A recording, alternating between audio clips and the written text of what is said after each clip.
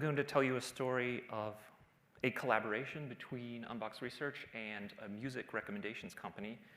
And I had to ask for special permission to cover some of the trade secrets that we have come up with. So if you're here in the audience, you will get to see the entire talk, including some things that are not quite meant for public posting. And if you happen to be watching the video of this talk, you'll miss a few slides, but you'll still see a good introduction to collaborative filtering and some ideas on top of that. So in September of last year, I was talking to my friend Alan, who works at Roon Labs. He kept asking great questions that were fundamentally machine learning compatible questions. Let's say you have a square image of an album cover. How do you crop that automatically to look good on an iPhone screen? How do you understand how to make good recommendations based on the time of day? People in the morning exercise, less so at night. These conversations turned into a collaboration between our companies. And in early 2019, Roon Labs specifically, released a new recommendations-based feature.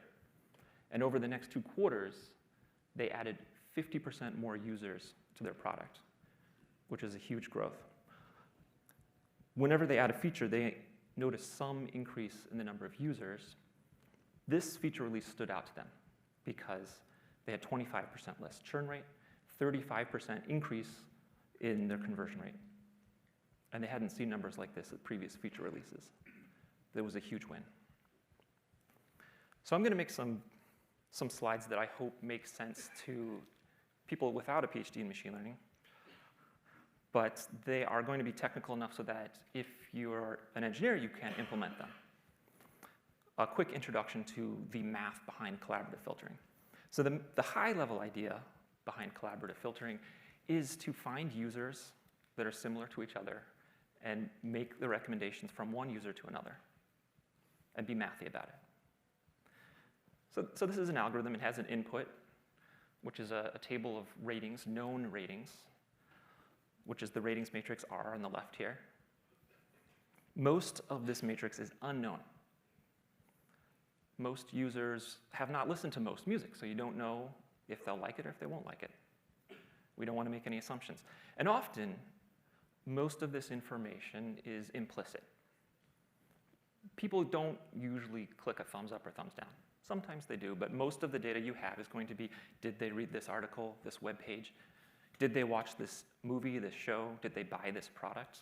That's the information that you have, and that's the information you put into your ratings matrix, often as a 1 for a good thing, a 0 for unknown, negative numbers for bad.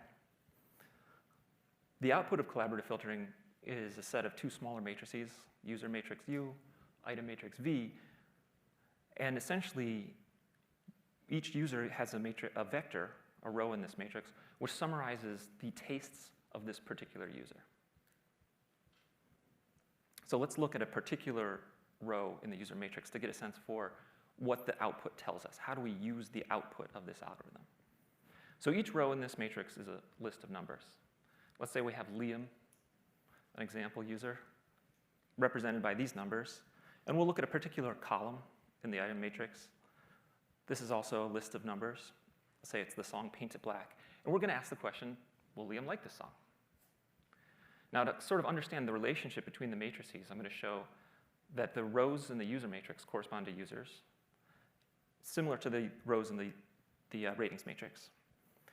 Likewise, the columns in the ratings matrix correspond to the columns in the item matrix. And if we look at the number in the ratings matrix at that point, this is what we want to capture in the relationship between our output vectors. So if we know that rating, collaborative filtering will try to maintain that rating in the output. If we know that the user likes it, the algorithm will be smart enough to say, OK, the user likes this. But if we don't, we have to fill in that question mark, that unknown. And the way we do that is we take the dot product between these vectors. Sometimes we use something called a cosine similarity. Dot product is just the element-wise product of each of the numbers in these vectors added up. In this case, the sum is 6. If we feel like this is a high enough number, it gives us confidence that the user will like this. We can recommend it. And this applies to anything. This applies to advertising, or if you're Amazon or Netflix or New York Times. That's the main idea behind collaborative filtering. That's well known. Next, I'm going to go into some ideas that add value on top of that. So the main value that we lose in collaborative filtering is all of the data that's not given to us by the users. Content metadata. There's a lot of information that we know about the things that we want to recommend, the content that we have. And if we just use collaborative filtering, we're dropping all of that on the floor. So how can we combine this? We want to use all of the data at our disposal. There's a way to augment collaborative filtering. It's a simple idea. The output of collaborative filtering are these vectors. In this case, I'm going to talk about songs. We also have content metadata. So let's say we know things like the release date, when a song was released, what genre it is. Is it jazz? Is it classical?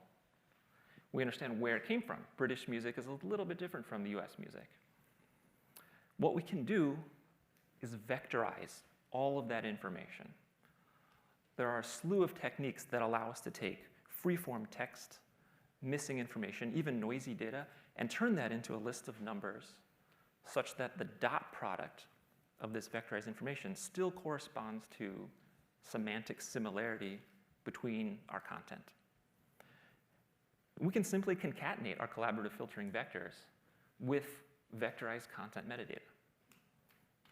And in fact, we can take a weighted combination of these concatenations. And the dot products reflect a weighted combination of the scores we would get if we took these pieces separately. It's a very simple idea. I haven't seen a lot of companies do this, and it added a lot of value.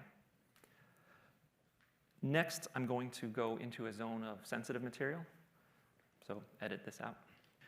In the end, the success of Roon Labs, and I hope your success as well, is built upon a true collaboration between domain expertise and machine learning expertise.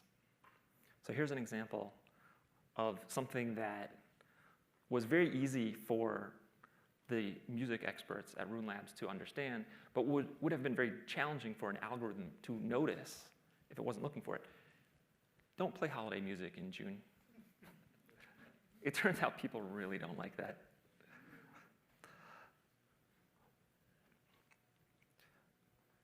So what I've shown here in this talk are ideas that fundamentally improve the performance of collaborative filtering, yet are also conceptually very simple. These ideas did not arise from academic papers, but rather based on conversations between product minds who were able to clearly articulate the opportunities that they saw, and machine learning minds who were able to build algorithmic tools that could reach these opportunities. True collaboration between experts, a foundation of simple ideas. These are ingredients for success. Thank you.